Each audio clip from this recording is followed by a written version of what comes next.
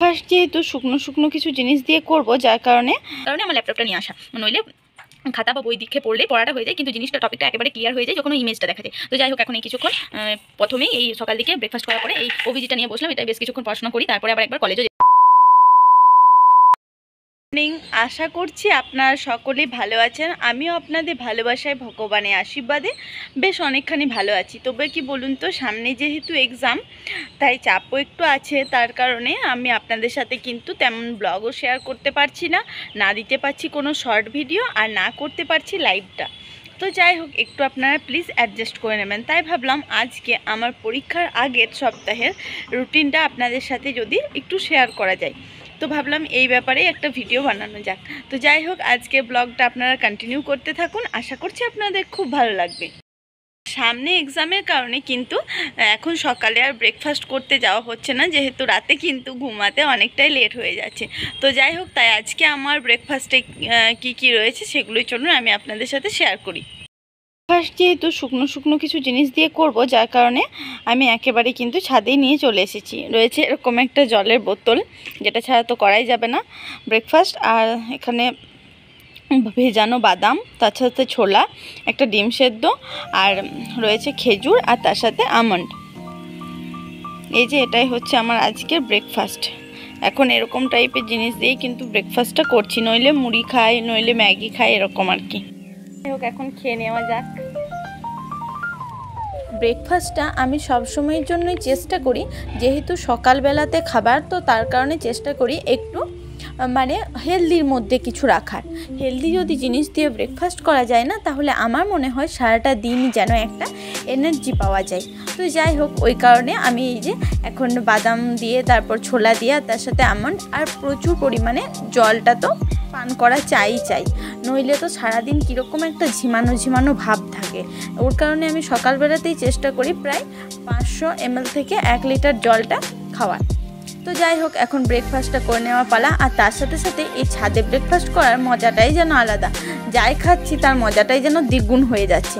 কারণ কি, ছাদে বেশ চারিদিকে সুন্দর, এখন আলোটা বেরিয়েছে সূর্যের, তার সাথে আবার চারিদিকে পাখির ডাক হালকা হালকা শোনা যাচ্ছে। তো এর সাথে সাথে, আর এখন আমার তো ডিম খেতে আমি প্রচণ্ড পরিমাণে ভালোবাসি। তো এখানে এগুলো ছিল কিন্তু দেশি মুরগির ডিম, তো যেগুলো কিন্তু সব সময় পাওয়া যায় না, কিন্তু একবার পেয়েছিলাম বলে সেই দিনই কিন্তু কয়েকটা কিনে নিয়ে এসেছিলাম। ভেবেছিলাম যেদিনই ব্রেকফাস্ট না করতে যাওয়া হবে, যাই খাই তার সাথে অন্তত একটা ডিম তো খাওয়া যাবে। তো যাই হোক, এখন আমার ব্রেকফাস্ট কমপ্লিট হয়ে গেল।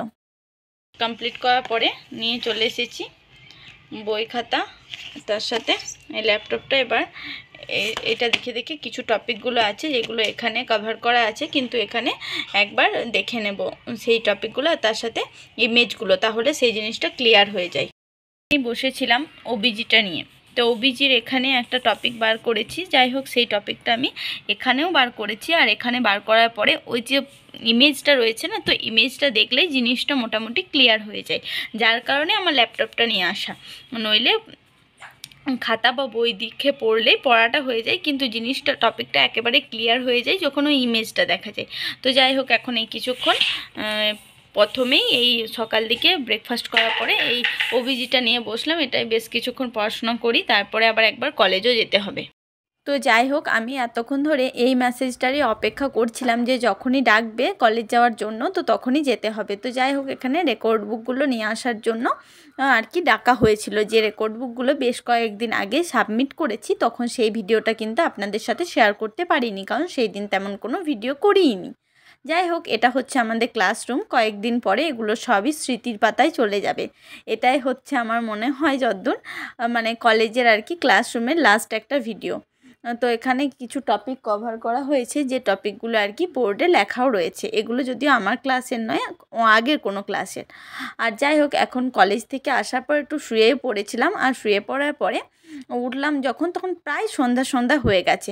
আর এই যে এখন ঠাকুর প্রণাম করে নিলাম, আর বাচ্চারাও এখন সোয়েটার পরবে বলে একটু বসে আছে, তারপর সোয়েটার পরে নেবে।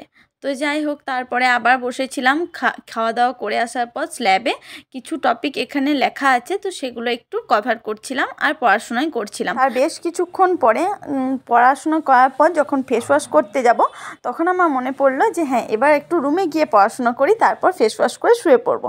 তো যাই হোক, এটা যখন ভিডিওটা করি তখন রাত্রি মোটামুটি 11:30 থেকে 1টার মধ্যে বাজছিল।